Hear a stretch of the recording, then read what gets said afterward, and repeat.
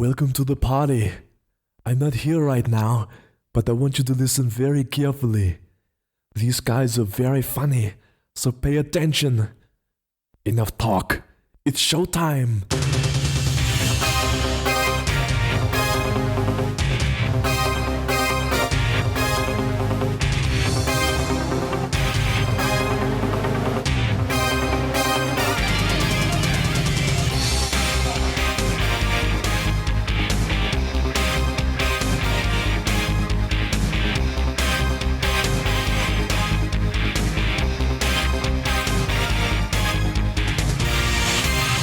Hello and welcome to Bags of Action. My name's Steve, my co-host is Pete. Hello. This episode we have a very special guest. It's Dan Marshall. Booyah, Wu-Tang. Welcome Wu-Tang Dan. What's that? This episode we're talking about Midnight Run from 1988. Now this is a film that I had never seen before until 2 days. Shame on you. Shame on me, apparently. And Pete, have you ever seen it before?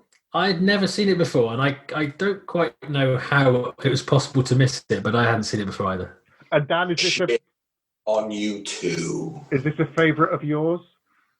Yes. Can you not tell? Well, having watched the film, no.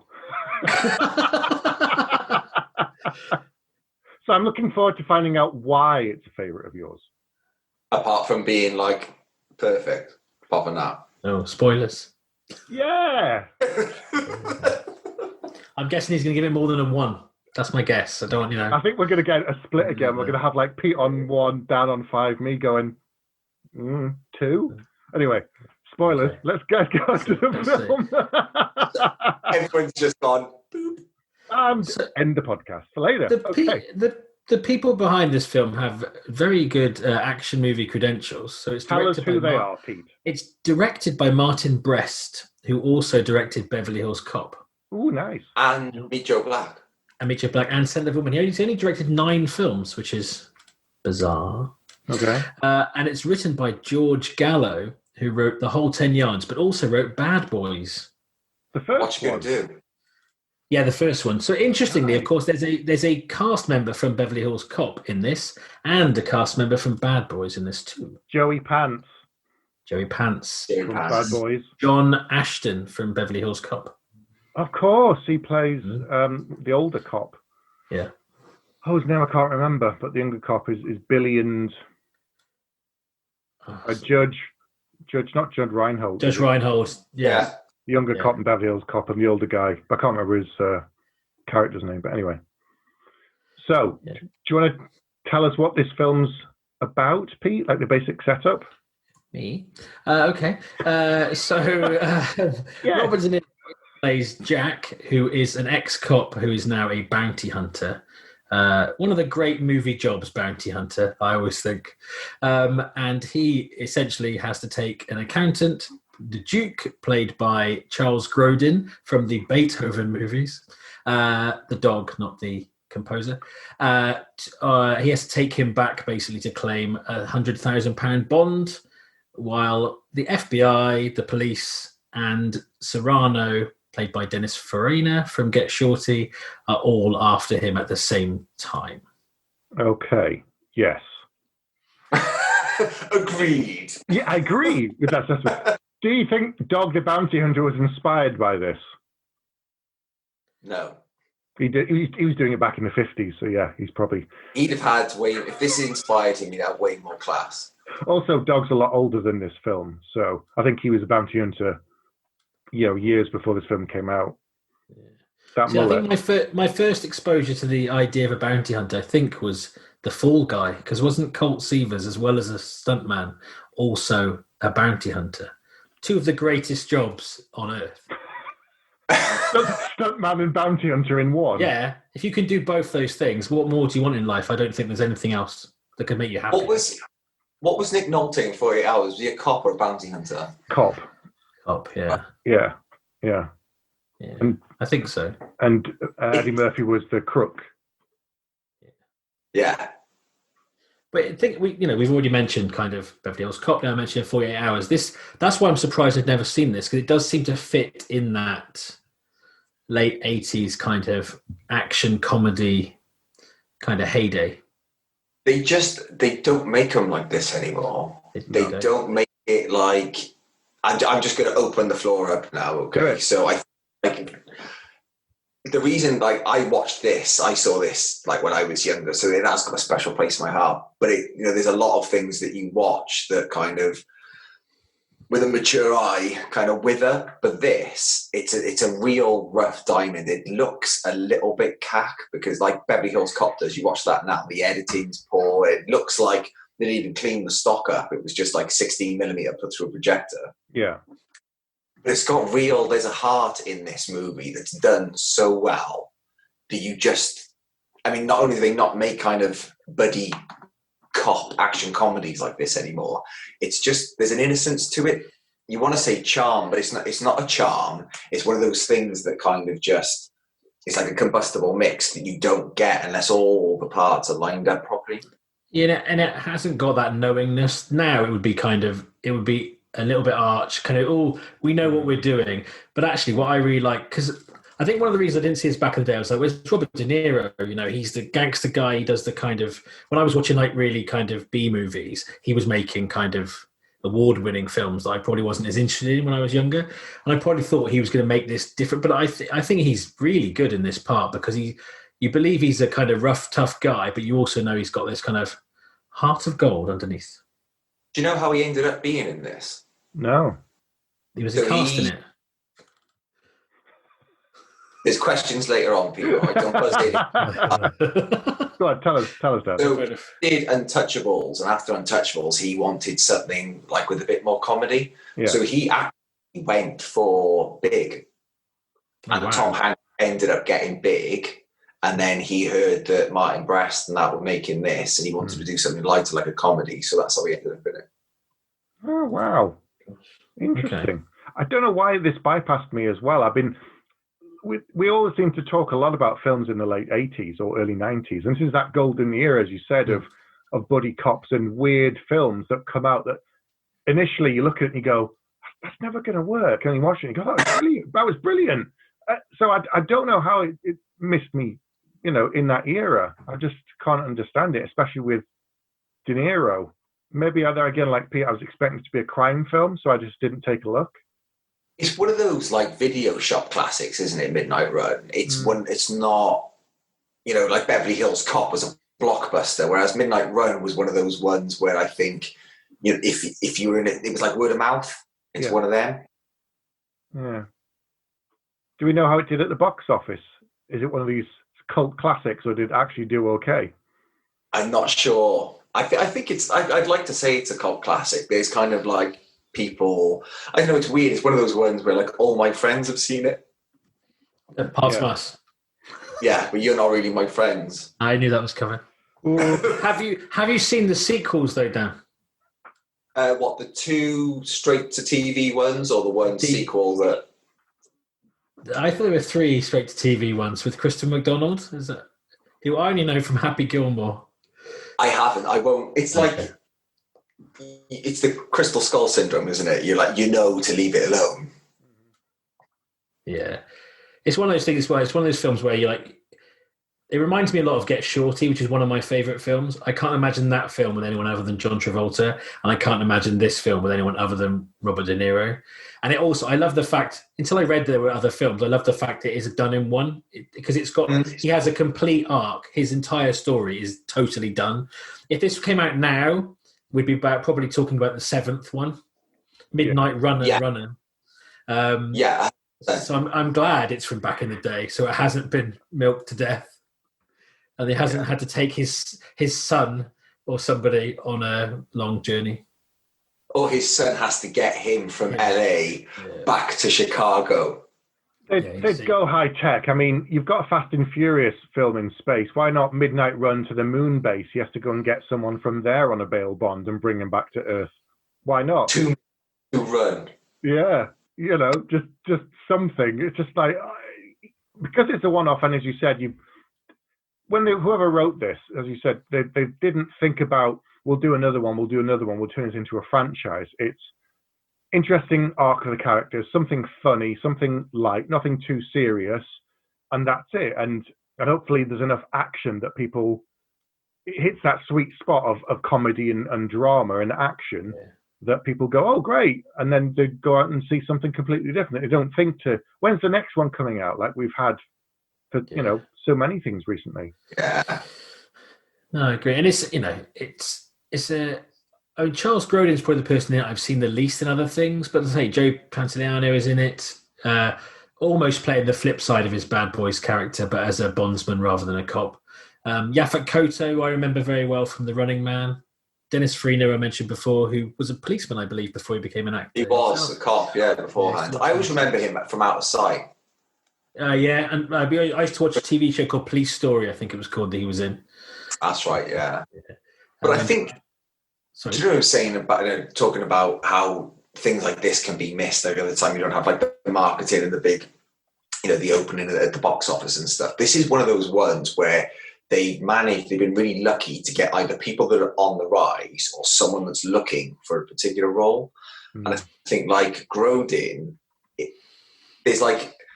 there's almost like a Midnight Run remix that you can watch. If you rewatch it again and all you do in every scene is just watch him, he's doing so much and he's reacting almost, it's right, it's not sarcasm to everything everyone's doing. It's almost like he's along for the ride. Yeah. There's a bit where they're trying to book the bus tickets and he's just sort of giving these little looks to the lady behind the counter. Yeah, I was trying to work out if because he barely blinks. It's almost like, is he playing like this wide-eyed innocent? Or was he trying to be kind of like he had Asperger's? That's what I was trying to work out. Well, I think that's the nuance with this, because you can, if you like all the way through it, he's kind of a master manipulator. Mm-hmm. Even when, so not only does he says that he is like aviophobic or whatever it is, he can't fly. Yeah, and then he gets him train and he locks him in the toilet and he's just going Jack until he wears him down. He pretty much gets his own way throughout. It's only like he constantly wears down De Niro, but like the only reason he's not kind of like the baddie of the piece is because of the journey he takes De Niro's character on, which like at the very start, like he's a little bit rubbish, De Niro. He's not a very good bounty hunter. No. And they lay that out straight away when he's trying to pick the lock and the guy like blasts the door with a shotgun and he tries to get out of the way. It's really lame. Yeah. And then the other guy steals the bounty off him and he has to resort to kind of like the cheap trick, like, what's that? In order to get his bounty back. Which is a great setup for the end of the film. But there's a couple of really good moments, character moments that you just made me think about. So there's one where later in the film where De Niro's working with the FBI and he goes, why are you so happy? And he's like, I get to feel like I'm a cop again. And you're almost like, well, you've been trying to... Say again? Sorry, if that moment is so earned because of the journey that he's gone on. Because that could be really like on the nose, looking to camera almost, but it's not. It is that thing of like, you're not very good as a bounty hunter because it's not really your heart's not really in it. You're dealing with all these people you don't really like, and you're better than they are. And I think there's a bit with Grodin where the Duke is in the car with Serrano out in Vegas, and he goes, "Oh, I finally get to meet like this ridiculously intelligent man." And I just thought, well, he's in this accountant. He did this. He took the money off him. But what you've said is like he is this master manipulator. He's actually kind of gamed the whole of this movie. Mm-hmm. One thing I really realised is I was expecting this to be a full-on buddy cop movie, and at first, or buddy type movie, and I thought at first it is. They're very different from each other. They don't really get on, and they're going to become friends. They kind of do, but they kind of don't. Yeah. It's like he kind of makes Jack open up to him. It's almost a bit more like the Christmas Carol. He's like the ghost of like policeman past. Like he kind of makes him change until he does his bidding. That's the bit that totally blindsided me because I'm like, yeah, I know these films work, witty banter. At some point, they're going to reveal they actually really like each other. One's going to turn on the other one, then he's going to rescue him. And none of that. It doesn't quite do any of the things you expect it to do, even though it does follow quite a traditional kind of story structure.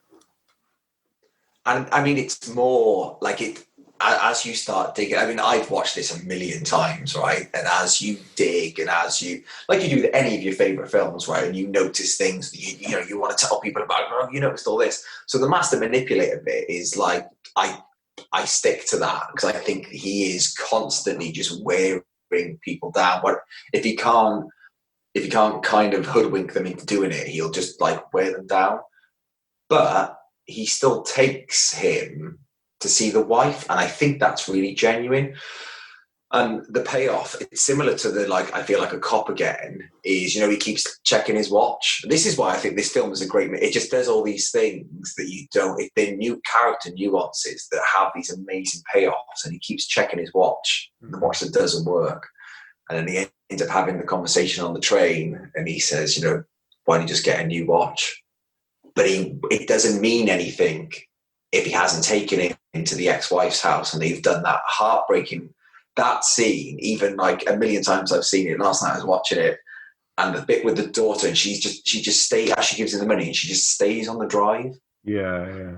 Any other movie like nowadays would have to, like, that would almost be this like really drawn out thing. But what I love about this is like there's a dysfunction there, and you don't know if at the end of this story Jack ends up fixing that, and that's quite real. In a buddy cop movie that's quite contrived, like Pete was saying, two people that don't like each other, what's going to happen. You know what's going to happen there. Like the real human story of it all, it's left kind of hanging. And it's really uncomfortable when he goes to visit his ex-wife because he hasn't seen his daughter in like 8 years or something. And it's not just that he hasn't seen her and he says, oh, you're getting big. But it's when the wife leaves the room and there's him, the crook, and the daughter. He doesn't know what to say. He's just stood there like... Yeah, she's just looking, just looking at him, desperate for some affection, for something. Yeah. But he doesn't know. He doesn't know how to be a dad. He doesn't know what to say to her. He doesn't know what to do. And yet she still comes out and offers him the money, and still wants him, and still wants something from him. And he's just like, no, I don't know. That scene totally blindsided me because I was expecting her to be angry with him, because that's the kind of thing these films do. Yeah, it's a template. Estranged from the family, the daughter shouts at the dad, "Oh, you left me. You're this, that, and the other." But she just it's really like she just stands looking straight at him in silence. It is really It took me to knock me a bit. Yeah, it's uncomfortable. That in these. In move nowadays, it's unusual to see that and not have a catharsis where there's at least an argument, and then it's like, you don't know what it was like for me to grow up without a dad, and that's usually how it plays out. But this kind of like this want from both of them and the distance is created just because like they don't know how to read each other's cues. Like they're so far apart. It's a little bit like during Requiem for a Dream when things are going really well and he goes to see the mum.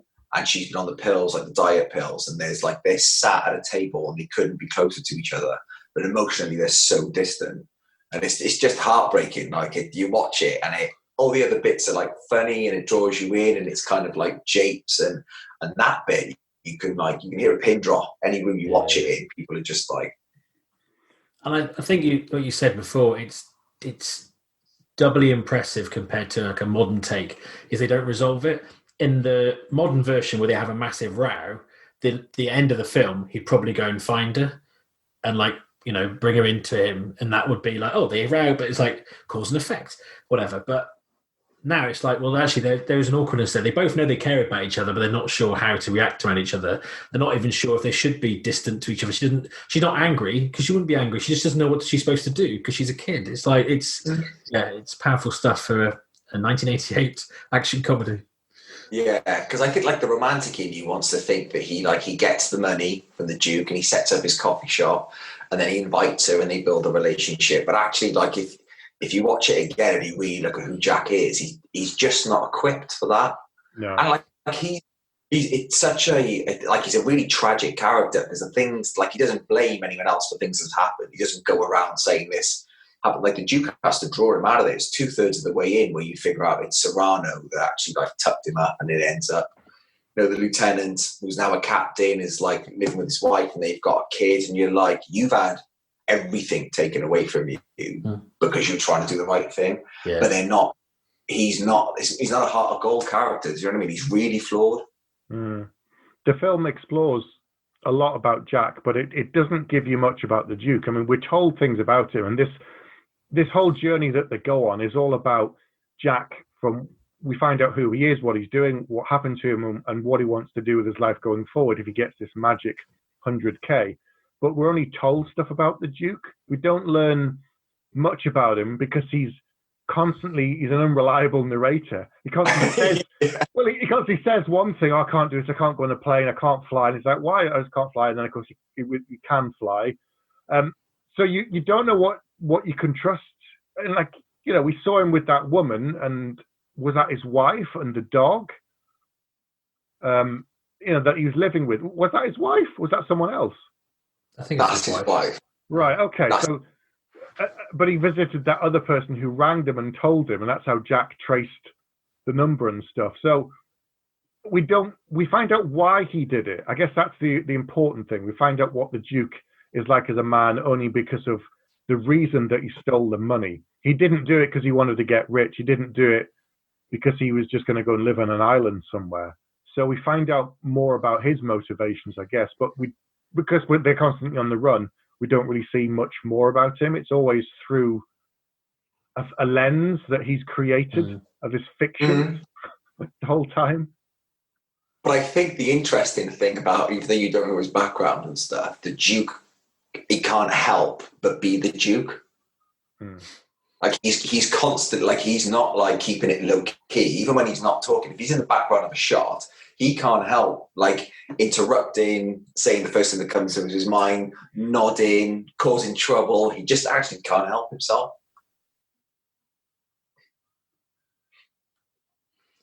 But you say he does seem quietly under control. And I don't think if someone was trying to drag me across country in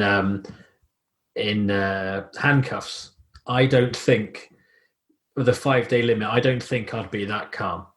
In fact, I know I wouldn't. I'm not that calm now. Talking about it. It's true. His tranquility comes from a kind of knowing that he's one step ahead of everybody else. He's the smart, like even the fact, like, going back to Steve's point. I mean, you go through all like to what unreliable the fact that like they struggle. He talks to Jack about spending money on cigarettes instead of eating. Like they go through some hard times, and he's got a money belt on him the whole time. Yeah, the whole time. Yeah. Even to the point where they do that con. I love that scene. I love that scene. So that seems really interesting because he says, "Do you want to eat or not?" And Jack's like, "Yeah." And he goes, "Okay, so give me the badge." It's like, "What do you mean?" He goes, "Where am I going to go? Just give me the badge." And so Jack thinks about it and goes, "Well, okay, I'll shoot you if you run." And so he just gives him the badge, and then he kind of fastens his coat, and just goes in and shows the badge and does this scene. But he's like ordering Jack around. He goes, like, "This is my partner. Go and check the 20s." And he's like, "Oh yeah, this one's bad. Yeah, this one's bad. Yeah, these ones are all bad." But he's just like, he does his little touches. Like he looks at the guy at the bar and goes, "Are you local? Yeah. Have you seen anybody coming in here lately? We're a bit peculiar. Yeah." And he just kind of like he controls everybody. It's like Darren Brown, or these. Anytime you go and see someone saying, "I'm hearing a voice from the beyond. Is there anyone? A John? Oh, I've got a John who's my distant cousin who's deaf." You pick the most obvious things, the most widespread thing that's going to appeal to somebody, and you'll get a response positive, which will then reinforce the idea that something that they don't. And that's what he's doing. Like he says, "Oh, was it a man? 50-50 chance. Yes, it was a man. Okay, good. Now, was he tall?" Because was he a short guy? Tall. That's right. Tall. Yes. Oh, he's about 6'5". Yeah. Nice. Oh, did he have light hair, dark hair? That's our guy. He just, whatever they say, yep, that's right. He can confirm it. Whereas if they agree with him, yes. If they don't, he's pretending he's testing them to get to the truth. When in fact he's manipulating them to get an answer that they give him, and he goes, "That's our guy." I like the fact they call it like the litmus technique. You do the litmus technique to find out if it's forgery or not. It's like you're just saying stuff. He gets a pencil and just kind of goes, yeah, this one. It's just winding him up. But they all fall for it. If they hadn't seen him running to get on the train, They would never have known. No, and he drops the food after all of that. Drops one bag of food. But that annoyed me. I was like, you got food. But I think you say, but the fact that he's had the money belt all along shows that he is part playing Jack, but part just having like a ball. Like he's basically, I'm an accountant. I just sit and do numbers. It's like, oh, I'm on the run around the country just doing this stuff. It's an adventure. I think as well, like in one way, like you've got Jack's character arc, which is taking him to kind of redemption. I don't think there's really an arc for the Duke, but it's almost for the audience. We're going on a journey to realise he's not as kind of bumbling and just kind of like along for the ride as we thought. And that scene to me is when you suddenly go, oh, hang on a minute, this guy. And then it goes back to normal and you think, oh, I must have just misread that scene a bit. Or yeah, it is. It is like that. And then as it goes on, you go, and then at the end, you go, oh shit! Of course, it was him all the time. Of course, he knew exactly what he was doing. Of course, he had the money on him. Of course, he actually knows deep down. I think that Jack, his whole thing is getting Jack to the point where he's going to let him go. I think it's just chipping away until he does good things for him, makes him feel better about himself, until he gets back his self-worth to the point that he lets him go. But he gets the promise from him. He saves Jack's life, and he goes, "A promise you'll let me go." He goes, "Yeah, I promise." Are you sure? Yeah. And then he still goes back on his word. But the Duke doesn't get particularly angry. He just kind of carries on because he's still the smartest guy in the room. He's still always got an ace. He's always got an ace up his sleeve. His ace is, if Jack didn't get the 100K and the time ran out, he could just say to him, "How about I triple your money and you let me go?" Yeah. How are you going to do that? Well, I got this. I've also realised, because in a lot of these films, a lot of barns have got biplanes in them. I don't know if you've noticed that. Yeah. If you know how to fly a biplane, you know that at some point you're going to be able to leave. Yeah. Because, I think I've seen apart from in some sort of organised display, I've only ever seen biplanes in barns in American movies. It's true. But it's not the fact that as soon as he goes to the toilet, you knew he was going to run out the back. And I figured that he was going to get in a truck, or you'd see him just like running into the distance, and Jack would be like, "Oh God!" But when the plane goes by, you're like, "Oh come on, no way! There's no way!" And he's like, "Afraid of flying!" Yeah! Just goes. I think I literally said out loud, "But I thought he was frightened to fly." Then I suddenly realised because I'm simple. But yeah, we've all been played like Jack. Well, that's it. He's playing the audience as well as Jack. The whole time, you don't realize. And that's the magic about this film. It's like it's written. It's like someone set out to make like a buddy movie with all the tropes that the ones that you were talking about, Pete. But what it does is like you've got two people writing it that like cared about like it being a worthwhile journey and like the characters needing to go through kind of like full arcs. And I do think like the arcs and stuff, that they're secondary to wanting to do a buddy movie. But when you got talented people doing it, and that's what I mean, like there's so much I think nowadays that gets in the way of that pre-production stage, and there's so much that's kind of compromised in order to make it like fit on a poster. This was at the time where they just went like, no one really knows what they're doing. These guys have done a couple of movies before. Robert De Niro wants to be in it. We can get the Bond for it. Like, just go make Midnight Run. Yeah. And hopefully it'll be a good movie. And you never know, Grodin's performance could just be something that he just stumbled upon. And then you go, oh, lean into that, do more of that. Do the little bits he's doing in the background could just been him, like, mucking around on set, but it has that kind of looseness that you think it might be, not completely predetermined. But I was also thinking, because it's the same writer as Bad Boys, in a way, Bad Boys, the first one, is like the atypical buddy movie. But then quite a lot of the story is actually about the whole, is he having an affair or not? Does his wife trust him?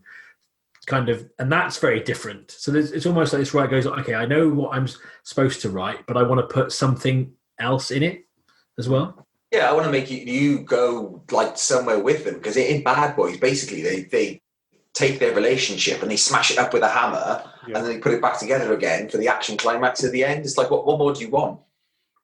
You can see that this film was made off the back of De Niro's name, as in not many people may have heard of Grodin, and in that era, because De Niro has done so many other big films, some people may have come to check it out thinking it's going to be another one of these crime films. Even the title, Midnight Run, you're like, some kind of hardcore crime thriller at night and like Heat kind of thing. And then he turned up and it's his buddy comedy, and you're like, what's going on?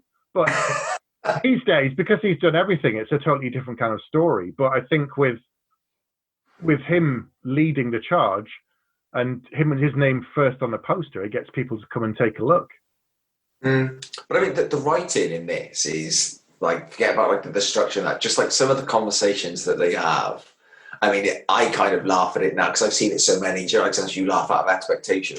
Yeah. But I tried to watch yesterday with like completely fresh eyes. I hadn't seen it for a while. And just some, like Pete, you mentioned about like the gags where they like bring stuff back, like the watch, and Yaphet Kotter's always taking the cigarettes. And you actually see it whenever he lights a cigarette from someone else's pack, he puts the pack really subtly in his back in his pocket. All the time, just stealing people's cigarettes, and he's like, "You should quit. It'd be better for both of us." And that's it, everything happens 3 times. On the 3rd time, that's the payoff. But some of the lines in it where he says he's talking about all his phobias, and Robert De Niro's just had enough, and he's like, "I've got fistophobia," and he's like, "I got 2 words for you. Why don't you shut the fuck up?" And stuff like that. It's just, without those people pulling it off, it could go either way. Yeah. I agree. So I think as well as the 2 main characters, there's a really good ensemble cast, and I think I mentioned Get Shorty earlier, but I love that feeling of like the 2 main characters trying to get somewhere, but there's all these different forces, and everywhere they go, the same people keep turning up. So Yaphet Kotto is brilliant as is it Mosley, the FBI agent who he steals the identity his badge. Yeah.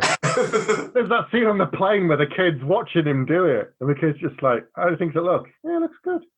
Yeah, like a kid's gonna know. He's just like sticking it over the picture, and everywhere he goes, he uses his name.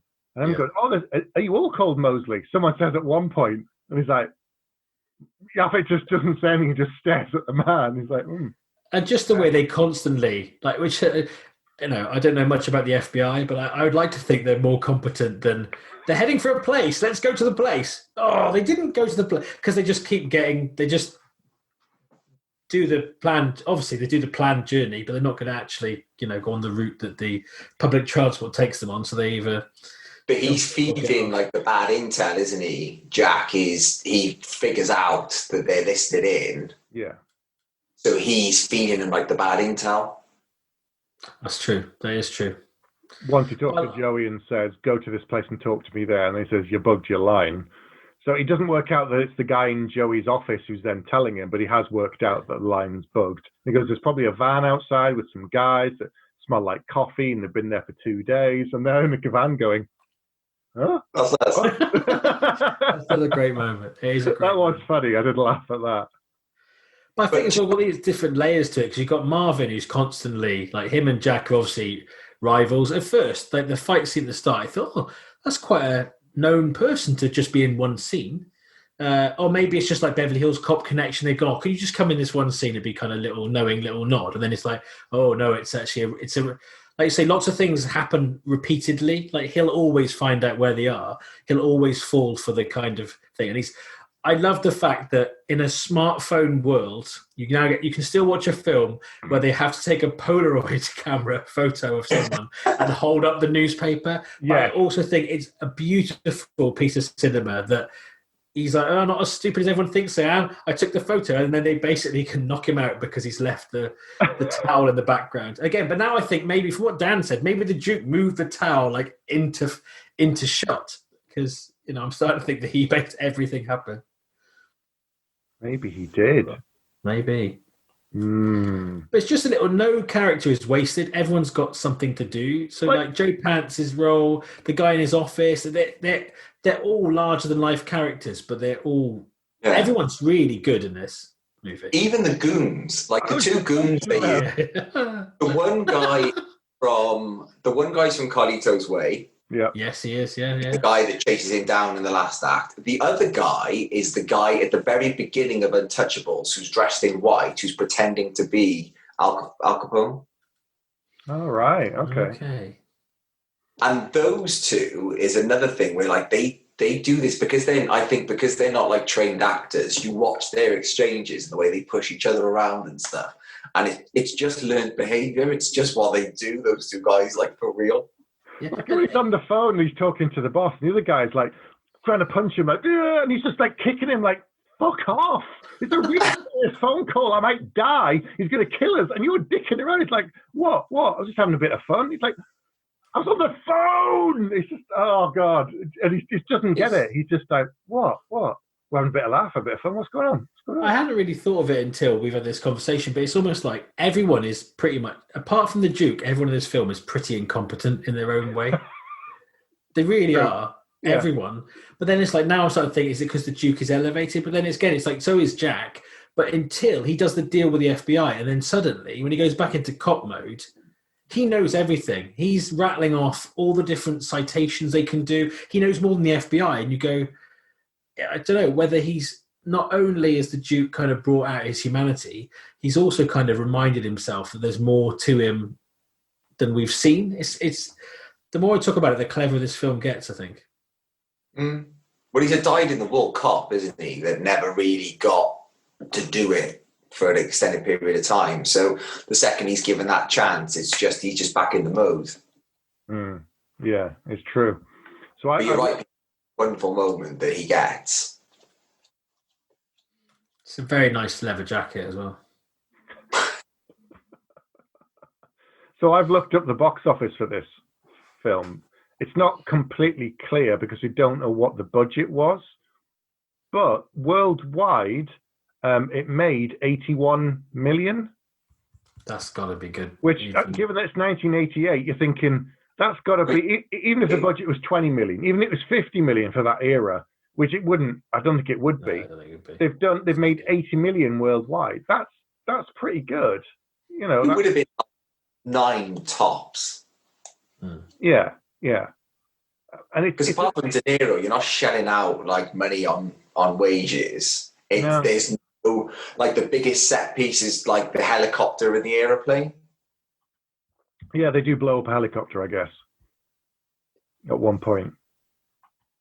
And you can tell as well that they were like, we get one shot at this, because when it's like behind De Niro, he's staring at way too long. You can see that they've had like this turn. They're like, right, just look at it. We're going to blow it up. We're just going to keep everything running, and we'll tell you when to turn around, because it explodes, and Melvin says something, and it cuts back, and he's still looking, and then he goes. It's like Airwolf. I was going to say Airwolf. Of attack, shoot. That's all we've got. We'll use it every episode. Yeah. No kid will ever notice, and we never did. I thought that I was going to say, they might have said to him, "Look, if we don't get this right, we're going to have to use some stock from Airwolf." It's like Natalie Portman in V for Vendetta again. We've got one shot to shave your head. We've got 15 cameras on you. Don't fuck it up. Okay. And that's it. And away she goes. We need to watch that again. I haven't watched that in ages. No, I haven't seen that in a long time either. That's such a good film. Anyway, sorry. The other thing I noticed, that even like incidental characters in 80s movies, you recognise them. There's a guy in the diner, and he's only in one scene, just serving him in the diner. He's on screen for about 40 seconds, but he's like, I know that guy from other stuff. He's Bob the Goon from Batman. Ah, okay. All right. God. Yeah, I was like, I really recognise him. That would explain it. Like a year later, wasn't it? Batman? Yeah, 89. Batman 89. Yeah, it was 88, yeah. I'm sure he's a mate of Jack Nicholson's. He's one of those where Jack's like, oh, I'm going to get my boy Bob the Goon in. It's like J.J. Abrams always has his mate in. Matt thingy. Oh, yeah, the guy that, yeah. He's even in Star Wars films. And Grunberg. Yeah, Greg Grunberg. Yeah. Or in Lost, didn't he? Yes, he's in Lost. He was in Alias. He was in everything. He was a pilot in one of the Star Wars films. Yeah. He was the pilot in the plane in Lost, who dies in like the second episode or something. Yeah, even the FBI goons are people that you recognise from like bit parts from Ferris Bueller and stuff. Mm-hmm. Yeah, I think there are only 40 actors in the 80s, approximately. It does feel like that, you know, a lot of them have come round.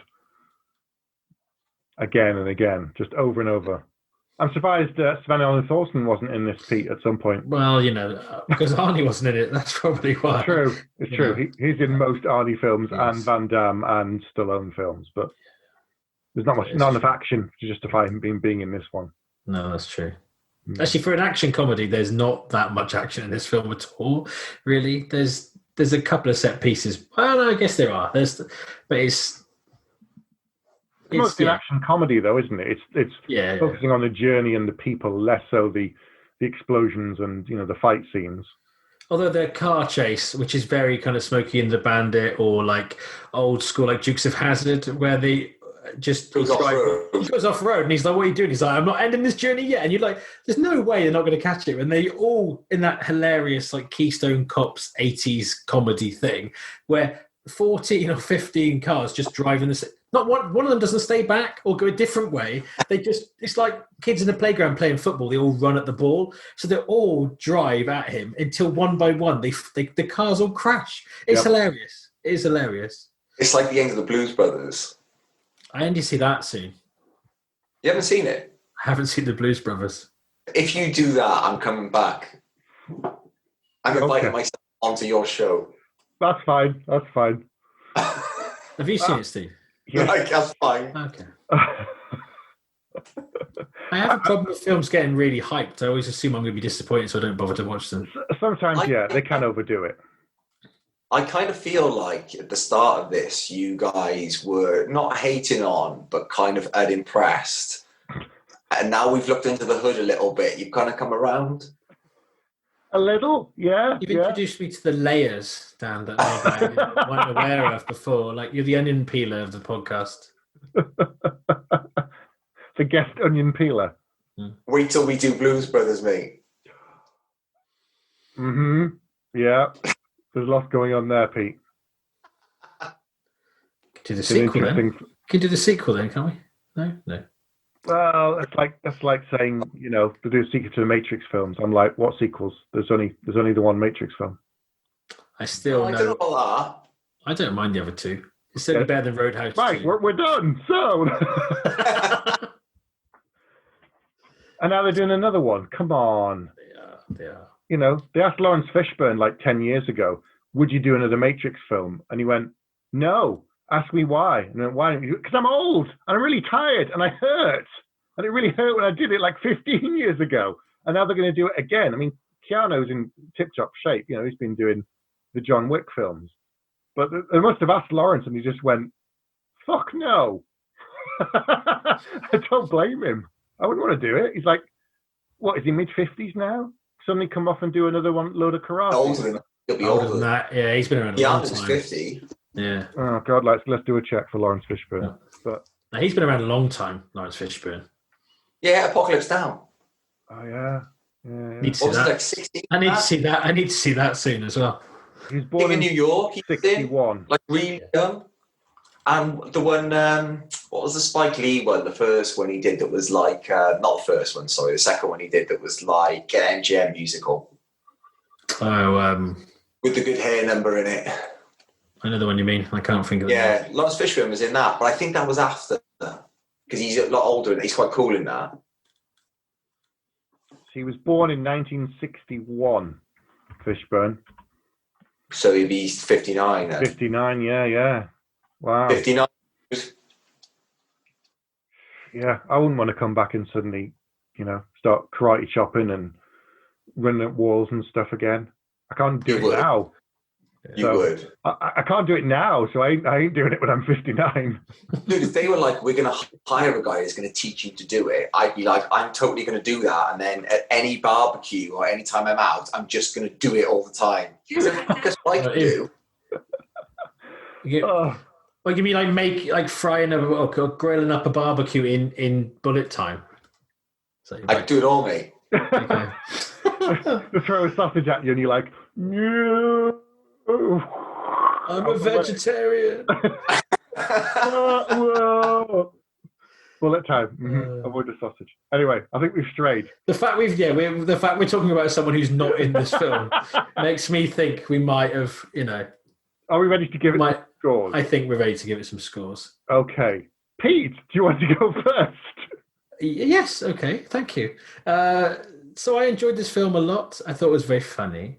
And the more we've talked about it, the more I've seen things I didn't notice.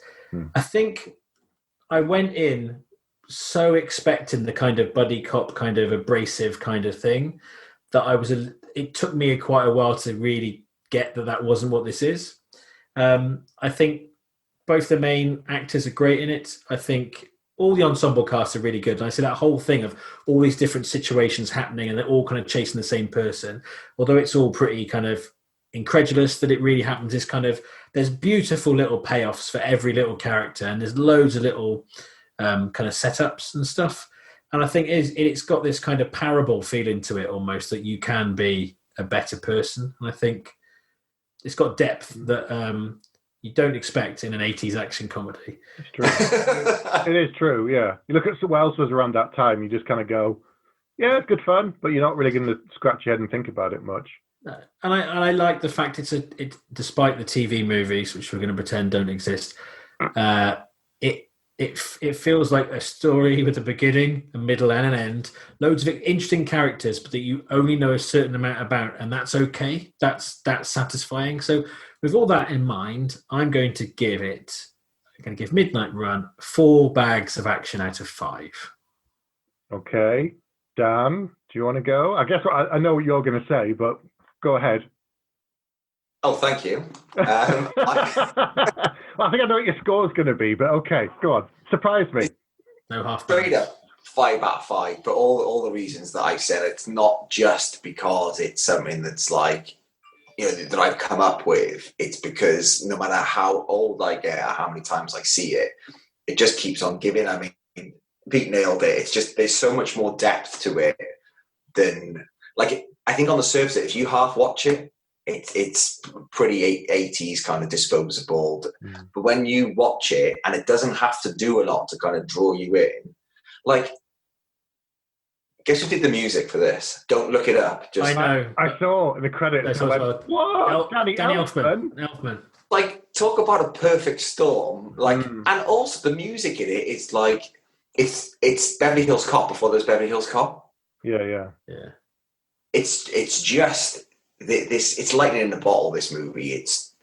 There's almost more going on in it than you could ever like justify or like cerebrally list. It's just magic.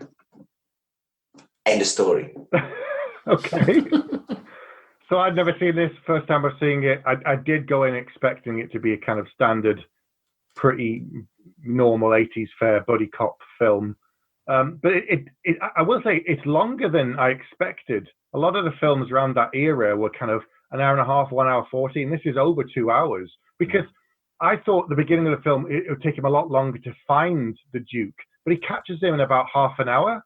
Yeah. And then I'm going, right, he's got an hour and a half. What's he going to do now for another hour and a half? Why is it going to take him so long when he gets on the plane? He gets on the plane, and I'm thinking, he's going to land soon. So now what's going to go wrong? And then it begins to fall apart, and you realize, okay, I can see some of the working parts. But because it is unpredictable and it goes in twists and turns that you don't see coming, to the point where not only does the characters not see it coming, but he's fooling them and the audience, because the Duke is always much smarter than everybody else. I think that was quite interesting. I didn't really expect any of that.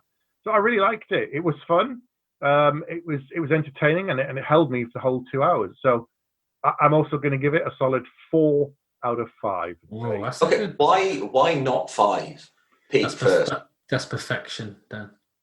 Yeah, but there's got to be there's got to be something. I've just, how I work here, I don't even think what's missing. I just compare it to the films I've given a 5, and if I didn't like it quite as much as those films, then I just buffet it back. It's not a personal slight, it's not. This isn't a show where you come on and champion your film. It's just we just talk about a movie. That's all it is. Oh, I'm on the wrong podcast. I'm sorry, man. I just if a Die Hard or a Predator is a 5, then a lot of things have to do a lot of work. And I know they're in a totally different genre. I know. It's called Bags of Action, not Bags of Cinema. All cinema, Dan. It's all cinema, Dan. Yeah, movies. I don't know. Why didn't you ask Steve why he only gave it 4? Hang on, no. So when are you two doing the Jules et Jim then? Thursday. Next week. Oh, right. Yeah. It's all in French as well. Yeah. The whole thing in French. Okay, little things that I didn't like. Ooh. Okay. Oof, I think they repeated the motif of "look over there" a little too often. That I was like, There's the payoff at the end. yes, but even the second time or the third time, they made you go, "Look over there," and he punched him. I was like, yeah, we saw that. They overplayed it, and I know the point was at the end he doesn't fall for it, but it still was one too many. I think it drifted at times, even though the conversations between them were interesting. I think the film kind of got a little lost every now and then. And in modern days, I know a film critic would go, "Oh, cut half an hour out, and that'll make it much better." I don't think it's a case of that. I think it's a case of. This film has made you South African. Suddenly my real accent's coming out. Oh no.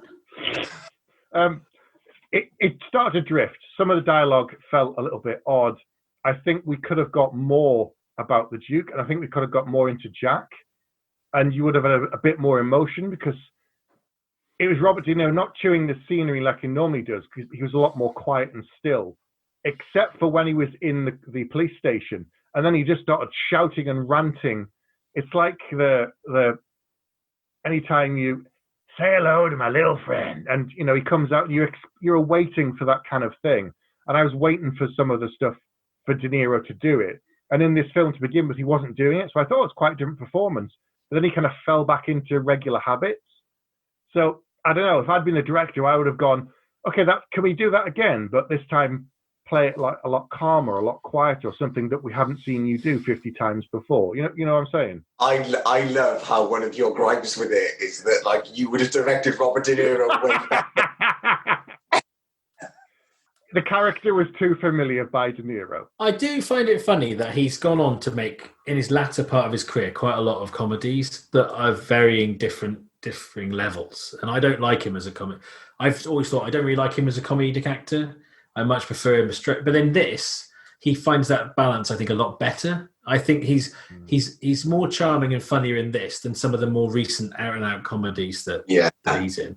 It's when it's broad, isn't it? When he's trying to be funny. Like the Duke isn't full of punchlines. He's just, the way he reacts to everyone else in the world is just funny. Yeah. Normally in a comedy partnership like this, you have a straight man and you have the comedian. Neither of them are a comedian, really, if you think about it. No one's cracking jokes and one-liners. There's no catchphrase in this film.